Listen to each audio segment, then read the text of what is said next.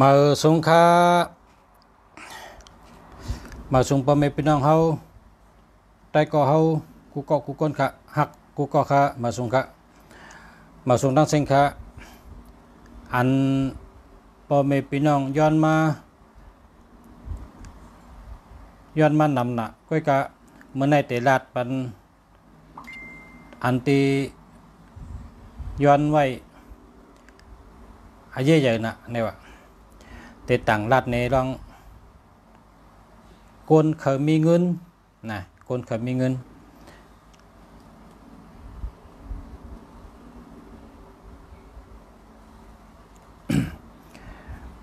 คนอันเคยมีเงินเขาย้อนมา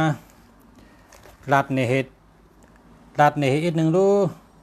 ใครมีเงินน่ะเฮาเตซื้อพงพอเฮาซื้อพงให้เฮาเป็นคนมีเงินลาดในอีกหนึ่งรู้นะ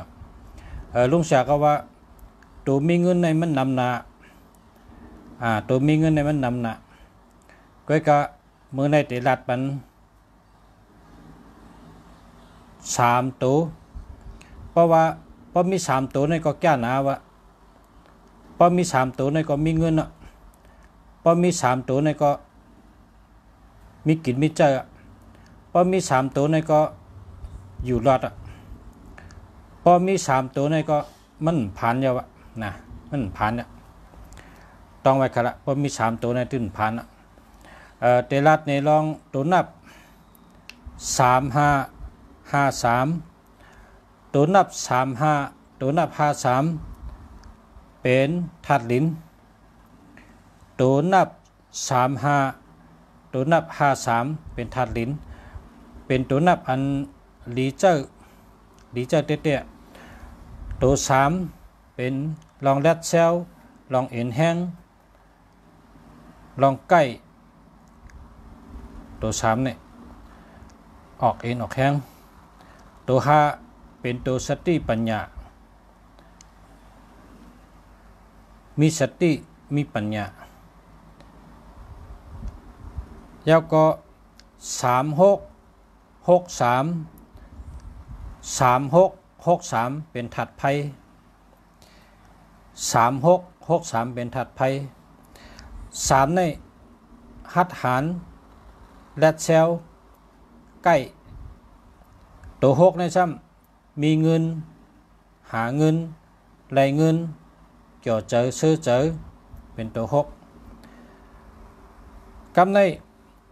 เนื้อจุ่มอันไหลเป็นก้นหมักก้นมีเนื้อจุ่มอันมีเงินนำเลยเปิ้นและเป็นผู้นำเปิ้นมันจะมีอยู่4จุ่ม3553 79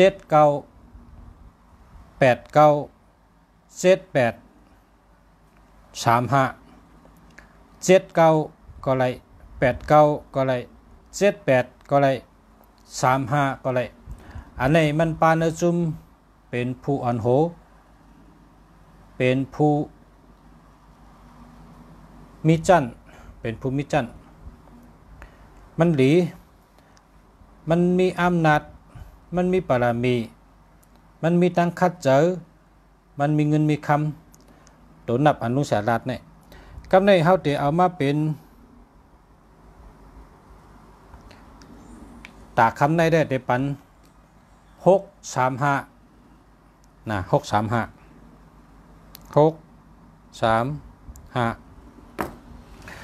ตัวนับ635นี่เพราะว่ามีในก็ซื้อกำเดียวหันที่ไรก็ซื้อเขามี635เพราะว่าตัว6เป็นตัวเงินกำเดียวตัวเงินนี่เป็นตัว6นี่เป็นตัวได้ยิบเงินได้มีเงินเป็นตั้งเกี่ยวเจอตั้งซื้อเจอเป็นตั้งอันหมอหาเงินหมอกับสืบก้นหมออุบหมอลัดเป็นตัว6ไผ่เราหาเงินการใน63นี่เป็นถัดไพ่63เป็นถัดไพ่เมื่อไกลลัดไกเพราะว่า63มาจับกันเพื่อในจึงลองหาเงินลองตั้งหักลองเมตตาลองแรดเซลมาอยู่ในอันเดียวกันหมดค่ะกำในซ้ำเมื่อไกลลัดเจ้าว่า 35เป็นธาตุลิ้นครับ35เป็นธาตุลิ้นเป็นตัวนับอันโหลดีเจอร์เพราะเจอมีพรดีเตะ635นี่ก็แปลว่า35นั่นเป็นธาตุลิ้น63นั่นเป็นธาตุไฟในตัวนับ3ตัวนี่แจกมาเป็น2จุ่ม63เป็นธาตุไฟ35เป็นธาตุลิ้นพอมาเอาจู้กันไล่เป็น635พอมาเป็น635แล้วก็บัวตัว6เป็นตั้งเกี่ยวเจอซื้อเจอและตัวมีเงินตัว3เป็นรองหัดฐานและใกล้ตัว5เป็นตัวมีสติปัญญาคนเลยนะเพราะเขามีสติปัญญาสติวิทยาลี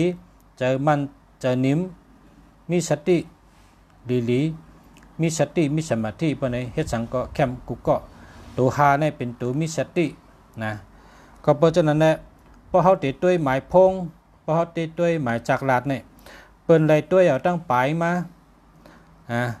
635เขาติดเลยดับเอาตัว5มาตั้งนะ635ในลายตัวมันเปิ้นเลยนับเอาตัว5มาตั้งกติตัว5นั่นเป็นธาตุลิ้นกติตัว5นั่นเป็นธาตุลิ้นธาตุลิ้นนั่นเพราะเผาใจก็เป็นคนมีสติปัญญามีสติวิริยะคนเฮาคันให้บ่มีสติเฮ็ดสังก็เข้มกูเมียวเฮ็ดสังก็ขึ้นใหญ่กูเมียวก็เพราะฉะนั้นแหละตัว5เนี่ยเฮามาตั้งพอตัว5มาตัว3นั่นเป็นรองใกล้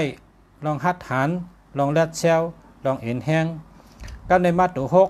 6นี่เป็นตั้งเกี่ยวเจอซื้อเจอและเป็นตัวเงินอันนี้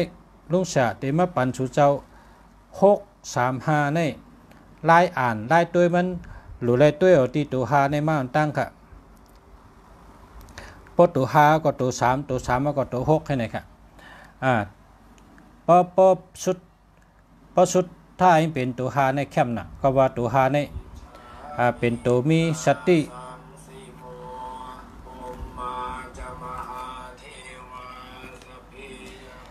อันนี้35อัน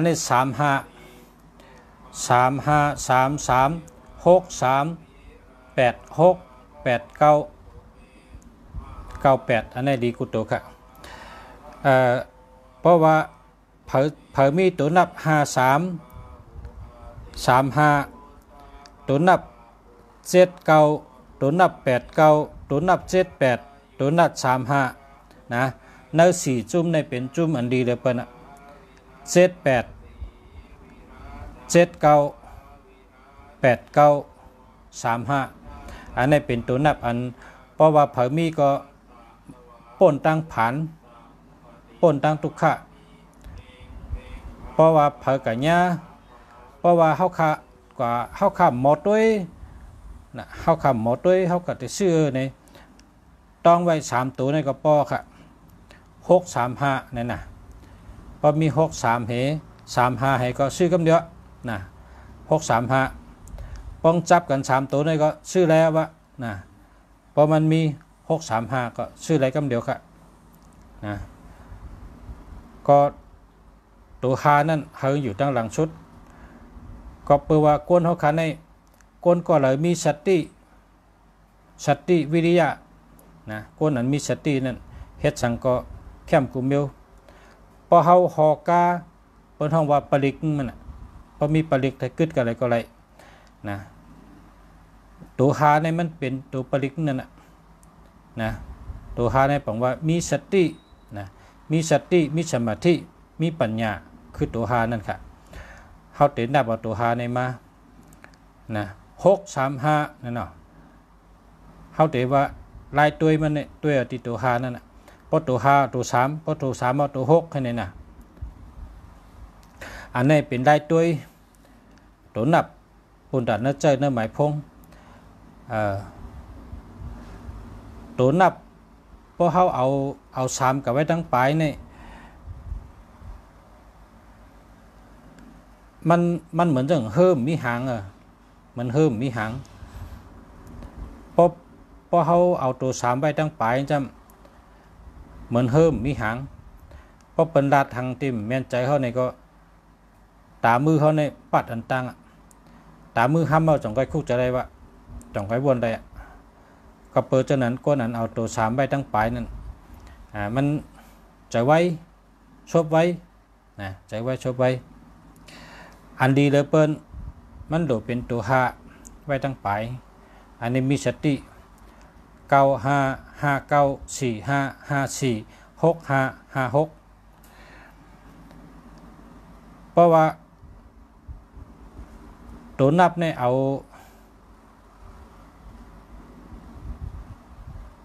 เป็นจุ่มเปิ้นนี่ก็อันแคมเลยเปิ้น159นะ159อันในแคม789อันในแคม289อันในแคม635อันในแคม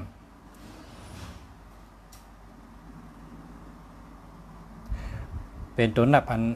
พอมีเนี่ยก็ชื่อกำเดียวนั่นนะอัมโลด้วยนำย้อนทางมีอันลุงเสียรัดในแกละชื่อกำเดียวพอเขาเตะด้วยเขาเข้มกูตัวในก็หายับนะหายับพอเขาคู่3ตัวก็เขาเตียวเขาด้วยกับญา3ตัวก็ชื่อกำเดียวอันนี้ที่พอไม่พี่น้องเขาย้อนมานำหน้ารัดว่าเขาอยู่ไกลนะลุงเสียรัดมันตัวมีเงินให้3ตัวไงนะรัดมันเท่าให้3ตัวดูอันย้อนมานำหน้าในเมื่อในรัดเมื่อว่าก็รัด3ตัวเนาะเมื่อว่ารัด6395นะเมื่อวานนี่นะ6395อันนั้นก็เข้มแก่ค่ะนะเมื่อในซ้ำ635นะ635นี่เข้มเตะๆค่ะนะ635นี่เข้มเตะๆเพราะว่าพอเหลือให้635นี่มีหางแทงนี่ก็เหมือนหนังลุงเสียว่านั่นตัวนับอันใดเฮ็ดให้เขามีปรามีอำนาจเป็นโปเลี้ยงเปิ้นเป็นไม่เลี้ยงเปิ้นมันมี79897835เนี่ยจะได้35ในเป็นจุ่มมันเข้มเลยเปิ้น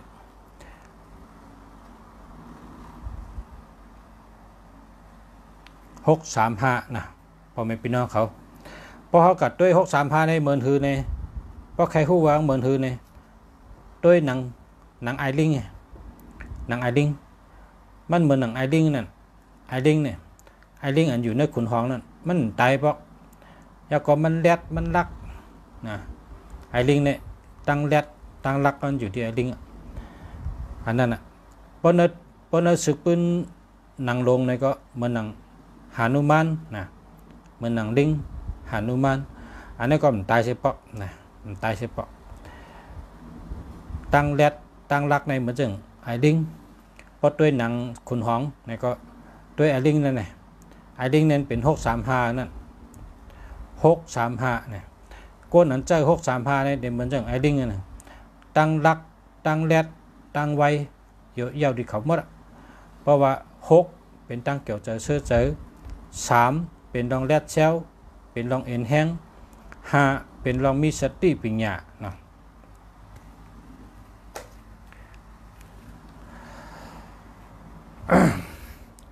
แล้วก็แคมเดวะค่ะก็ได้ก็นะก็ว่าพี่น้องย้อนมาเลยเขาออกมารัดลองตัวนับ635นั่นย้อนมานำหมกก็รัดพอได้รัดรอกันก็เต็มต้องเมื่อในรัดปันพอมีพี่น้องเขาประกาศเจ้าพอได้อ่านว่าเขามีเงินนี่ก็ซื้อให้ไรละนะ635นะ635เฮาเหมือนในดีเดีย635นะก็ซื้อนะเฮามีเงินมีคำกูก็กูก้นกะเฮาอยู่ดีกินวันเฮาเหตุการณ์ขึ้นใหญ่เมื่อสูงขึ้นใหญ่เฮืองเฮามีเงินมีคำเฮาอยู่ดีมีเงินเฮาหังดีกึกปืนกูก็กูก้นขาเมื่อสูงกะข้าวจากกุมเมืองดีจังใหม่ออกมาลาดปันลอง